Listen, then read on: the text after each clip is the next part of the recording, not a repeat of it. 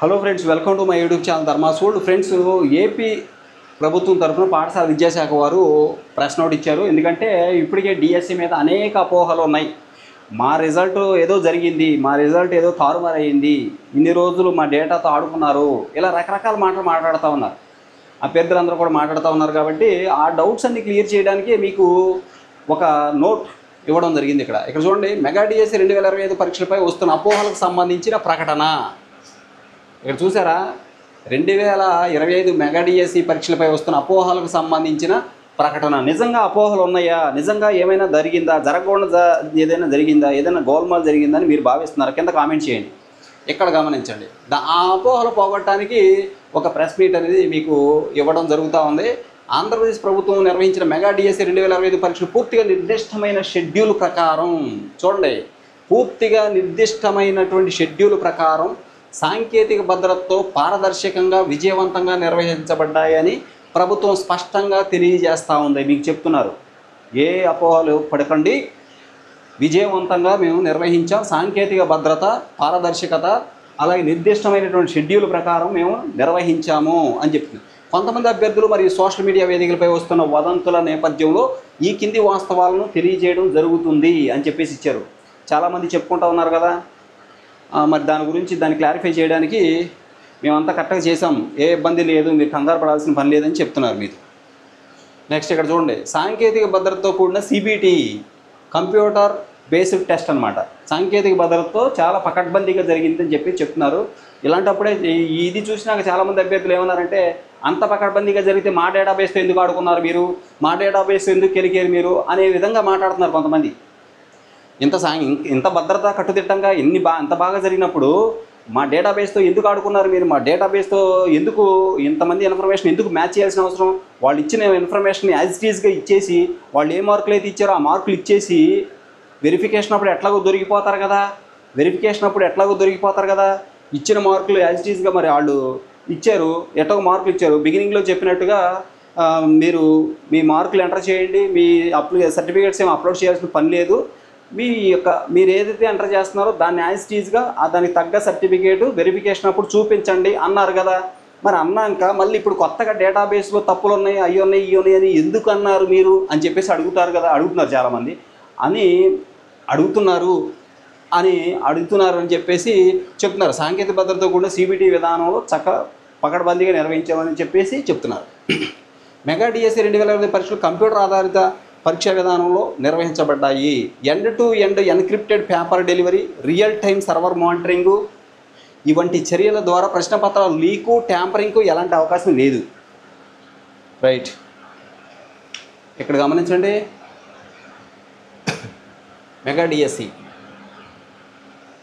DSC పరీక్షలు computer ఆధారిత పరీక్షా విధానంలో నిర్వహించబడ్డాయి. End to end encrypted paper delivery, real time server monitoring వంటి చర్యల ద్వారా ప్రశ్నపత్రాల లీకు, ట్యాంపరింగ్కి ఎలాంటి అవకాశం లేదు అని చెప్పేసి చక్కగా చెప్తున్నారు.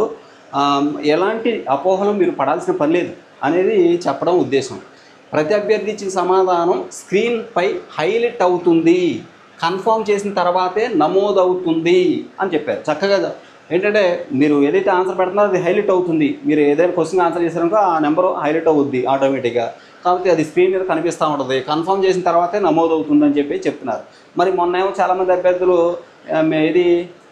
రెస్పాన్స్ షీట్ ఇచ్చిన తర్వాత నేను మొత్తం 160 బిట్లు పెట్టాను, నాకు 10 బిట్లే అక్కడ కనిపిస్తున్నాయి, అవి కూడా అక్కడొకటి కనిపిస్తున్నాయి, నేను 160 బిట్లు పెట్టాను బాబు అని మొత్తుకుంటే చాలామంది, మరి ఇక్కడ కన్ఫర్మ్ చేసిన తర్వాతే మీరు ఇచ్చిన సమాధానం స్క్రీన్పై హైలైట్ అవుతుంది, కన్ఫర్మ్ చేసిన తర్వాత మాత్రమే అది జరుగుతుంది, అది ఎంటర్ అవుతుంది, లేకపోతే అది రికార్డ్ అవుతుంది అని చెప్పేసి చక్కగా చెప్పడం జరిగింది. మరి మొన్న చాలామంది అభ్యర్థులు రెస్పాన్స్ షీట్ వచ్చిన తర్వాత గగ్గోలు పెట్టిన విషయాలు అందరికీ తెలుసు. మరి అది ఎందుకు జరిగింది, నిజంగా అభ్యర్థులు రాయలేదా, అదే విషయాన్ని ఇక్కడ చెప్తున్నారు మీకు. మేము అలా చేయలేదు, ఇక్కడ స్క్రీన్ మీరు పెట్టినవన్నీ మీరు ఏదైతే పెట్టారో అయ్యే మీకు వచ్చాయి, అంతేగాని ఎక్కడ ఎలాంటి మిస్టేక్ జరగలేదు అని చెప్తాను. ప్రతి అభ్యర్థి చర్యలు సెకండ్ టు సెకండ్గా ఆడిటింగ్ సిస్టమ్ ద్వారా నమోదు చేయబడతాయి. ఆడిటింగ్ సిస్టమ్ ద్వారా నమోదు చేయబడతాయి. మీరు అక్కడ ఏం చేసినా, మీరు గోకొన్నా, మీరు నవ్వినా తుమ్మినా వెనక్కి తిరిగినా పక్కకి తిరిగినా అంతా కూడా రికార్డ్ అవుతుంది అని చెప్పారు. మరి ఈ అభ్యర్థులు 160 బిట్టులు పెట్టిన అభ్యర్థికి 10 బిట్లే పెట్టినట్టు వచ్చినప్పుడు ఆ అభ్యర్థి ఆ సమయంలో ఏం చేశాడో చూడొచ్చు. అతనేమో నేను బాబు 160 బిట్లు పెట్టాను, నాకు అన్యాయం జరిగిందని గగ్గోలు పెట్టారు. అట్లాంటి వాళ్ళు చాలామంది ఉన్నారు. మరి అది తప్పని చెప్పేసి సింపుల్గా కొట్టిపారేశారు. ఓకే, అలాంటి వాళ్ళకి ప్రూఫ్ చూపించవచ్చు. ఆ అభ్యర్థులకి ప్రూఫ్ చూపించవచ్చు. ఇదిగో నువ్వు ఈ బిట్టు పెట్టావు, ఈ బిట్టు పెట్టావు, నువ్వు ఈ బిట్టు పెట్టలేదు, ఈ బిట్టు పెట్టలేదు, నువ్వు ఇలా చేసావు, అలా చేసావు, నిద్రపోయావు, ఇట్లా చెప్పొచ్చు. అందుకే ఇప్పుడు మీకు చెప్తున్నారన్నమాట, అన్నీ కూడా రికార్డ్ అయినాయి అని చెప్పేసి. నిబంధనలకు అనుగుణంగానే ప్రశ్నపత్రాల రూపకల్పన జరిగింది అని చెప్పేసి. కొంతమంది చెప్పారు అవుట్ ఆఫ్ సిలబస్ ఇచ్చారు, సంబంధం లేని ప్రశ్నలు ఎక్కడెక్కడ నుంచి ఇచ్చారు, ఏఐ ద్వారా తయారు చేసిన బిట్లు ఇచ్చారు అని చెప్పేసి కూడా చెప్పారు. ఇది మనుషులు తయారు చేయలేదు, క్వశ్చన్ పేపర్లో ఏఐ తయారు చేసింది, ఏఐ ద్వారా తయారు చేసిన బిట్లు, అందుకే మనుషుల ఊహకు అందకుండా ఉన్నాయి, అంత లాజికల్గా చాలా కన్ఫ్యూజ్డ్గా ఉన్నాయి అని చెప్పేసి అన్నారు. కానీ ఇక్కడ చెప్తున్నారు చక్కగా జాతీయ విద్యా పరిశోధన సంస్థ, జాతీయ ఉపాధ్యాయ విద్యా సంస్థ రూపొందించిన సిలబస్ ఆధారంగా రాష్ట్రంలో అమల్లో ఉన్న సిలబస్ అనుసరించడం జరిగింది. ఎన్సిటిఈ సిలబసే జాతీయ ఉపాధ్యాయ విద్యా విధానం సంస్థ రూపొందించిన సిలబస్ ఆధారంగా రాష్ట్రంలో ఉన్న సిలబస్ అనుసరించడం జరిగింది. ముందుగా రూపొందించిన అభ్యర్థులకు అందుబాటులో ఉంచిన సిలబస్ బ్లూ ప్రింట్, పరీక్షా విధానం, ప్రశ్నల సంఖ్య ప్రకారమే ప్రశ్నపత్రాల రూపకల్పన జరిగింది. కానీ మాకు ఒక ప్రశ్న కూడా అందలేదని చెప్పి చాలామంది అన్నారు. కానీ 70-80 మార్కులు వచ్చినాయి చాలామందికి. నెక్స్ట్, ప్రశ్న రూపకల్పనలో విషయ పరిజ్ఞానంతో పాటు అనువర్తిత రూపాలలో కాఠిన్యత స్థాయిని అనుసరించడం జరిగింది. అన్ని విషయాల్లో కూడా చాలా జాగ్రత్త తీసుకోవడం జరిగింది.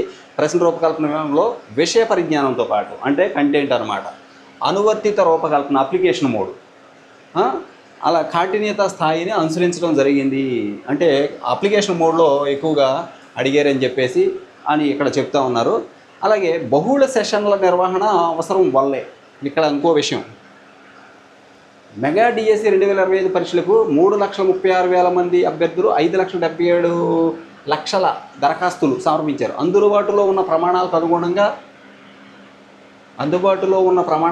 పరీక్షా కేంద్రాల సంఖ్యను దృష్టిలో ఉంచుకొని కొన్ని సబ్జెక్ట్స్ పరీక్షలను ఒకటి కన్నా ఎక్కువ షిఫ్ట్లో నిర్వహించారు. ఇది జరిగింది. ఫర్ ఎగ్జాంపుల్ టెట్ ఉంది, ఎస్జిటి ఉంది, ఇంచుమించు 10 సెషన్లో జరిగింది. 5 రోజుల పాటు 10 సెషన్లో జరిగింది అన్నమాట. అలాగే 3,36,000 మంది అభ్యర్థులు 5,77,000 అప్లికేషన్స్ పెట్టడం జరిగింది. ఇది ఓకే. నెక్స్ట్, ఇక్కడ అందుబాటులో ఉన్న పరీక్షా కేంద్రాల పరిమితిని దృష్టిలో ఉంచుకుని కొన్ని పోస్టుల పరీక్షలకు బహుళ సెషన్లో నిర్వహించారు. మెగా డిఎస్సి 2025లో భాగంగా మొత్తం 69 కేటగిరీ పోస్టులకు పరీక్షలు నిర్వహించబడ్డాయి. 69 కేటగిరీ పోస్టులు, అందులో 60 పోస్టులకు ఒకే సెషన్లో పరీక్షలు పూర్తవగా 8 కేటగిరీలకు 2 సెషన్లలో మరి అధిక దరఖాస్తుల నేపథ్యంలో కేవలం ఒక్క పోస్టుకు మాత్రమే 10 సెషన్లలో పరీక్ష నిర్వహించడం జరిగింది. మనం చెప్పుకున్నట్టు ఎస్జిటికి 10 సెషన్లలో పరీక్ష జరిగింది. అంటే దీనికి ఎస్జిటికి 8 కేటగిరీకి 2 సెషన్లలో అధిక దరఖాస్తుల నేపథ్యంలో 1,60,000 మంది ఎస్జిటి అభ్యర్థులు 1,60,000 మంది రాశారు. ఇక పోతే ఇది నార్మలైజేషన్ ప్రక్రియ, శాస్త్రీయ విధానంలో నార్మలైజేషన్ ప్రక్రియ జరిగింది అని చెప్తున్నారు. 1 కంటే ఎక్కువ సెషన్లో నిర్వహించిన పరీక్షలకే నార్మలైజేషన్ వర్తిస్తుంది, కామనే. మెగా డిఎస్సి 2025 జీవీఎంఎస్ నెంబర్ 15, 16 అందు స్పష్టంగా తెలియజేయబడింది ఈ విషయాన్ని. బహుళ సెషన్లో నిర్వహించిన పరీక్షల్లో అభ్యర్థులకు సమాన అవకాశాలు కల్పించేందుకు నార్మలైజేషన్ విధానాన్ని అమలు చేయడం జరుగుతుంది. ఇది కామన్, ఎక్కడ జరుగుద్ది. నార్మలైజేషన్ అనేది ఒక శాస్త్రీయ గణిత విధానాన్ని అనుసరించిన ప్రతి అభ్యర్థికి సమాన ప్రమాణంలో మార్కులు పొందే అవకాశం కల్పించే ప్రక్రియ. ఇది నెగిటివ్ మార్కింగ్ ఉన్న పరీక్షలకే వర్తిస్తుందని భావించడం సరికాదు. నార్మలైజేషన్ అనేది నెగిటివ్ మార్కులు ఉన్న ఎగ్జామ్స్కి మాత్రం పెట్టాలి అని చాలామంది వాదించారు. అదేమి కాదు, దీనికైనా పెట్టవచ్చు అని చెప్పి చెప్తున్నారు. గతంలో DSC 2018, special DSC 2019, AP TET August 22, ఫిబ్రవరి 24, అక్టోబర్ 24లోనూ నార్మలైజేషన్ ప్రక్రియ విజయవంతంగా అమలు చేయబడింది. అంటే టెట్ ఎగ్జామ్స్ అన్నింటిలో కూడా నార్మలైజేషన్ చేశాము అని చెప్తున్నారు. రైట్. నెక్స్ట్, రెస్పాన్స్ షీట్లపై అపోహలకు తావులేదు.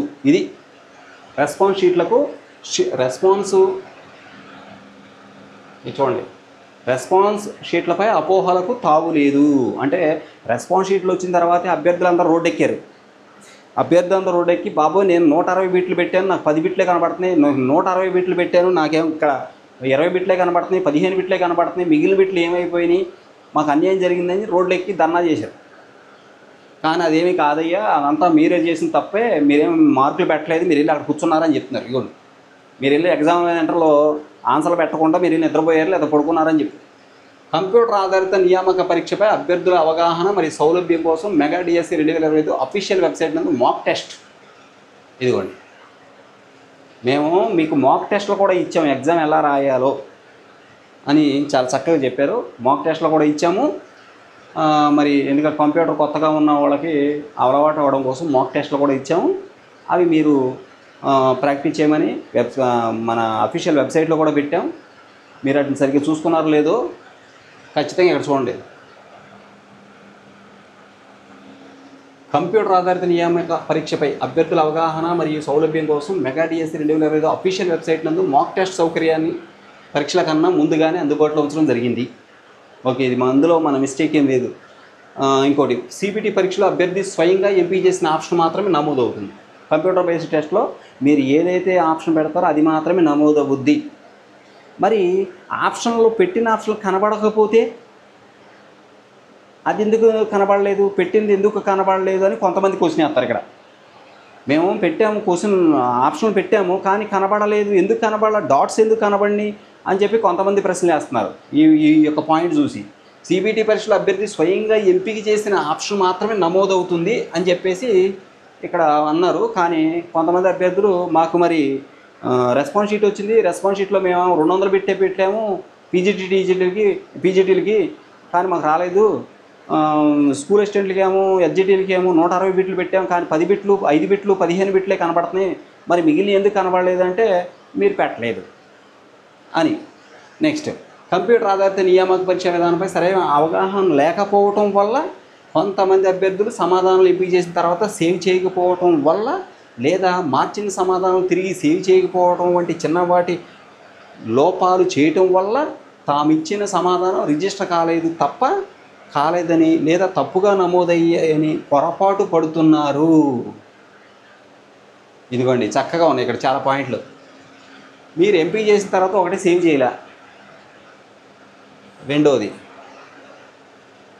లేదా మార్చిన సమాధానం తిరిగి సేవ్ చేయకపోవడం వల్ల చిన్నపాటి లోపాలు చేయడం వల్ల ఇచ్చిన సమాధానం రిజిస్టర్ కాదు. ఇప్పుడు ఒక బిట్టు పెట్టాము, రెండో బిట్టికి వెళ్ళాలంటే సేవ్ అండ్ నెక్స్ట్ అనే ఉంటుంది. సేవ్ నెక్స్ట్ వేరువేరుగా ఉండవు, సేవ్ అండ్ నెక్స్ట్ అని ఉంటుంది. ఆ బటన్ నొక్కితే పెట్టింది సేవ్ అవుద్ది, అట్ ది సేమ్ టైం ఇంకో నెక్స్ట్ క్వశ్చన్కి వెళ్ళిపోతాం. ప్రత్యేకంగా మీరు సేవ్ చేయాల్సిన పని ఏమి ఉండదు అక్కడ నిజానికి.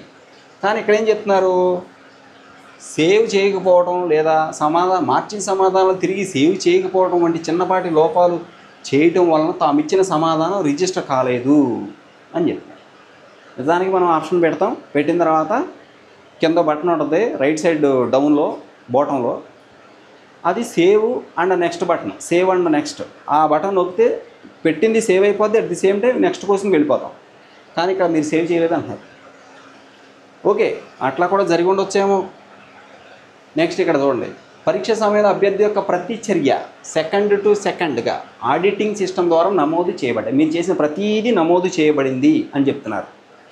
ఓకే, ఇప్పుడు మీరు చేసింది ప్రతిదీ నమోదు చేయబడిందంటే అభ్యర్థులు ఖచ్చితంగా వాళ్ళకి మార్కులు రానోళ్ళు, ఇప్పుడు దాకా మేము పెట్టాము కానీ మాకు మార్కులు రాలేదు, మేము పెట్టలేదు అంటున్నాము అని అన్న వాళ్ళందరూ మా సెకండ్ టు సెకండ్ ఆడిటింగ్ ఏదైతే ఉందో అది మాకు ఇవ్వండి అని అడిగే అవకాశం కూడా ఉంటుంది అన్నమాట.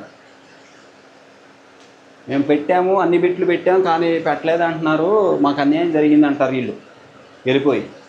మాకు అది ఇవ్వండి అంటారు, మళ్ళీ కావాలంటే అది చూపించండి ప్రూఫ్ అంటారు, మళ్ళీ అట్లాంటి మాటలన్నీ మాట్లాడతారు. కంప్యూటర్ ఆధారిత నియామక పరీక్ష ఇవ్వండి, పరీక్ష సమయంలో అభ్యర్థి యొక్క ప్రతి చర్య సెకండ్ టు సెకండ్గా ఆడిటింగ్ ద్వారా నమోదు చేయబడ్డాయి. ఇక్కడ చూడండి, పరీక్షా కేంద్రాల భద్రత. పరీక్ష కేంద్రాల ఎంపికలో అన్ని ప్రమాణాలు కట్టుదిట్టంగా పాటించాం.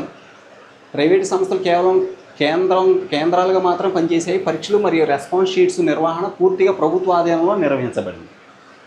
పరీక్షల మరియు రెస్పాన్స్ షీట్స్ నిర్వహణ పూర్తిగా ప్రభుత్వ ఆధీనంలో నిర్వహించబడింది. ప్రైవేటు సంస్థలు కేవలం కేంద్రాలుగా మాత్రమే పనిచేసాయి, అంటే ఎగ్జామ్ సెంటర్స్. పరీక్షలు మరియు రెస్పాన్స్ షీట్స్ నిర్వహణ పూర్తిగా ప్రభుత్వ ఆధీనంలో జరిగింది. అంటే మన డేటాబేస్ అంతా ఎవరి దగ్గర అవుతాయి? ఎగ్జామ్ అప్లికేషన్ తీసుకున్నది ఎగ్జామ్ పెట్టిన వాళ్ళే, అంటే ఆ యొక్క ప్రైవేట్ కేంద్రాల వాళ్ళే. మన అప్లికేషన్ తీసుకున్నది వాళ్ళే, అలాగే మనకి మరి ఎగ్జామ్ కండక్ట్ చేసింది వాళ్ళే. ఇంకా ప్రభుత్వం ఎక్కడ? ఇదిగోండి, సిస్టమ్ హ్యాంగ్ అయినచో పరీక్ష ఆగిన స్థానం నుంచి కొనసాగే విధంగా విధానాలు అమల్లో ఉన్నాయి. ఒకవేళ మీ సిస్టమ్ ఆగిపోయింది అనుకోండి, ఎక్కడైతే ఆగిపోయిందో అక్కడి నుంచి కంటిన్యూ అయ్యే విధంగా ఉంది అని చెప్తున్నారు. అభ్యర్థులకు పూర్తిగా 2.5 గంటల సమయం కల్పించబడింది. విద్యార్థులకు నాణ్యమైన విద్యను అందించేందుకు అర్హులైన అభ్యర్థులను పారదర్శకంగా నియమించాలని ప్రభుత్వం దృఢ సంకల్పంతో ఉంది.